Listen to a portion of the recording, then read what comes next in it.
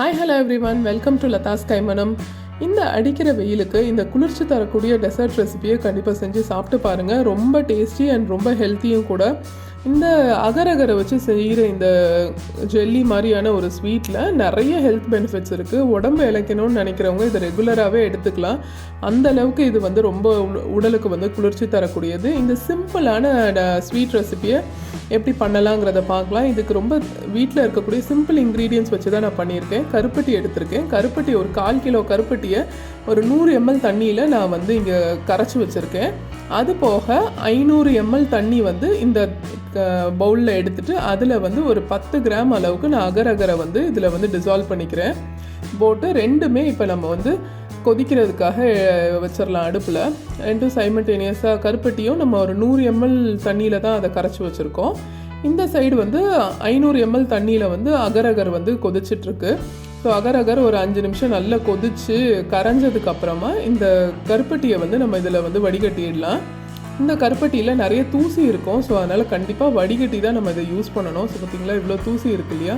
So வந்து நம்ம வடிகட்டி நம்ம வந்து அகர் அகருக்குள்ளே நம்ம வந்து ஆட் பண்ணிக்கலாம்.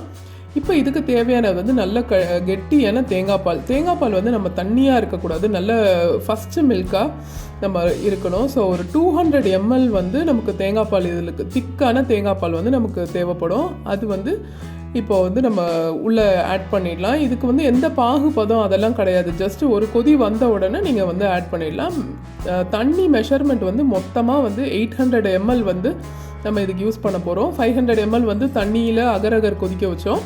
100 ml வந்து கருப்பட்டியை கரைச்ச தண்ணி இருக்கும். ப்ளஸ் 200 ml வந்து நல்லா திக்கான தேங்காய் பால் திக்காக இருந்தால் தான் வந்து இது 2 லேயராக நமக்கு பிரியும் நம்மளோட ஜெல்லி. ஸோ இந்த மாதிரி தேங்காய் பால் ஊற்றிட்டு இது வந்து ஒரு ஃபஸ்ட்டு பாயில் வர்ற அளவுக்கு நல்லா கொதிக்க விட்டுறணும். கைவிடாமல் கிளறிட்டே இருக்கணும், இல்லைன்னா வந்து திரிஞ்சு போயிடும். ஸோ இந்த மாதிரி ஃபஸ்ட்டு பாயில், இது வந்து 2வது பாயில். இந்த மாதிரி 3 பாயில் வந்ததுக்கப்புறமா நம்ம இதை ஆஃப் பண்ணிவிட்டு நம்ம வந்து ஒரு கிளாஸ் ட்ரேலையோ இல்லை ஒரு தட்டிலையோ இதை செட் பண்ணிட வேண்டியது தான். இப்போது இன்னொரு 2 மினிட்ஸ் கழித்து பார்த்திங்கன்னா இன்னொரு நல்ல இந்த மாதிரி கொதித்து மேலே வரும்போது நல்லா மிக்ஸ் பண்ணி விட்டுட்டு நம்ம வந்து ஸ்விட்ச் ஆஃப் பண்ணிவிட்டு நம்மளோட க்ரீஸ் பண்ண ட்ரேயோ இல்லைனா வந்து ஒரு பிளேட்லேயோ நம்ம வந்து இதை ஊற்றிக்கலாம். ஸோ இந்த மாதிரி நல்லா பொங்கி கொதித்து வந்தால் தான் இந்த புட்டிங் வந்து 2 லேயராக பிரியும், நல்ல ஜெல்லி மாதிரி இருக்கும். இந்த அகர் அகர் வந்து உடம்புக்கு ரொம்ப குளிர்ச்சி தரக்கூடியது.